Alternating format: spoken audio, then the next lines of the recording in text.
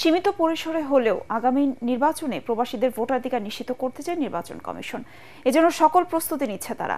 আগারগাঁওয়ে নির্বাচন কমিশন ভবনে BNP, Jamaat, NCP সহ ২১টি রাজনৈতিক দলের প্রতিনিধিদের নিয়ে আয়োজিত সেমিনারে প্রধান নির্বাচন কমিশনার এএমএম নাসির উদ্দিন একথা বলেন।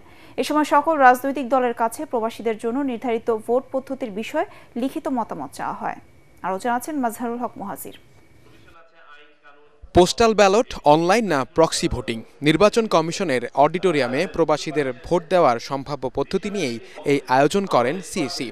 দিনব্যাপী তুলে ধরা হয় প্রবাসীদের ভোটের প্রয়োজনীয়তা।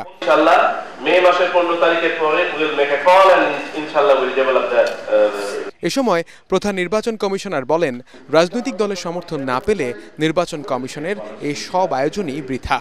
সঠিক প্যাড আর সঠিক তথ্য দিয়ে কেশু সামলে নিব এক হয়ে।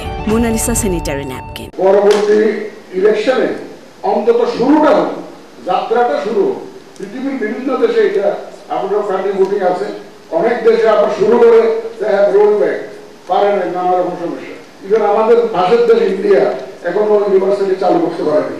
পরে একে একে রাজনৈতিক দলগুলো তাদের প্রতিক্রিয়ায় বলেন, প্রবাসীদের ভোট কার্যকর এখন সময়ের দাবি, কিন্তু এর মাঝেও যেসব জটিলতা আছে তা নিয়ে সজাগ থাকার তাগিদ তাদের। যে যদি প্রক্সি ভোটিং হয়, সেই প্রক্সি ভোটিং এর অনেকগুলা ড্রব্যাক আছে, অনেকগুলা ক্ষেত্র আছে যেই জায়গাগুলা রিস্কি হতে পারে আমাদের ডেমোক্রেটিক প্রসেসের জন্য। প্রবাসী ভাইদের কোনোভাবেই ভোটের অধিকারের বাইরে রাখা যাবে না। তারা আমাদের সম্পদ, এই সম্পদকে অবশ্যই যথাযথ মূল্যায়ন করতে হবে। এটা খুবই বিস্ময়ের ব্যাপার যে বাংলাদেশের ৫৫ বছর অতিবাহিত হচ্ছে, অথচ প্রবাসীরা প্রবাসে থাকা অবস্থায় ভোট দেওয়ার কোনো আইনগত সুযোগ পায় নাই। বিএনপির পক্ষ থেকে বৈঠকে উপস্থিত ছিলেন দলের স্থায়ী কমিটির সদস্য নজরুল ইসলাম খানের নেতৃত্বে প্রতিনিধি দল। প্রবাসীদের ভোট নিয়ে বিএনপি চেয়ারপারসনের ভিশন 13-এর কথাও তুলে ধরেন দলের সিনিয়র এই নেতা। এই উদ্যোগের প্রতি আমাদের শুধু সমর্থন না, এটা আমাদেরই দাবি। এবার প্রধান উপদেষ্টা বলেছেন নির্বাচন কমিশন এই ব্যাপারে উদ্যোগ নিয়েছে, আমরা ধন্যবাদ জানাই তাদের। কিন্তু এটা আমাদের সমর্থনের প্রশ্ন না, শুধু এটা আমাদের দাবি বাস্তবায়ন হচ্ছে বলে আমরা খুশি।